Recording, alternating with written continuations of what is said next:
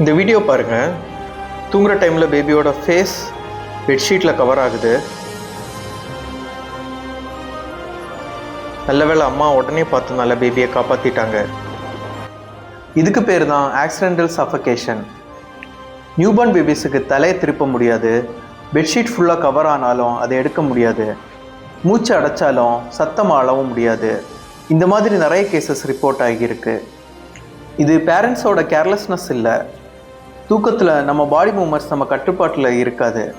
ஒரே பெட்டில் 2 பேருக்கு மேலே படுக்கிறது, பெரிய பெட்ஷீட், திக் பில்லோ, தூங்குகிற டைமில் ஸ்லீப்பிங் பில்ஸ், ஆல்கஹால் எடுக்கிறது, இதெல்லாம் இந்த ரிஸ்க்கை அதிகப்படுத்துது. இந்த மாதிரி சிச்சுவேஷன்ஸை எப்படி ப்ரிவெண்ட் பண்ணுறதுன்னு சொல்கிறேன். அம்மா அப்பாவுக்கு நடுவில் படுக்க வைக்கிறத விட தனியாக சமமாக அதே பெட்டில் ஓரமாக ஒரு இடத்த பேபிக்கு அலாட் பண்ணி கொடுங்க. பேபியோட பக்கத்தில் தலையணை வைக்க வேண்டாம். ரொம்ப ஹெவியான பெட்ஷீட்ஸ் யூஸ் பண்ண வேண்டாம். ஸோ நம்மளும் 1 வயசு கீழே இருக்க பேபிஸ் இருக்கிற வீட்டில் தூங்குகிற டைமில் ரொம்ப கேர்ஃபுல்லாக இருக்கிறது ரொம்ப இம்பார்ட்டண்ட். இது பயம் காமிக்கிறதுக்கு இல்லை, ஒரு குழந்தையோட உயிரை காப்பாற்றுறதுக்கான அவேர்னஸ்.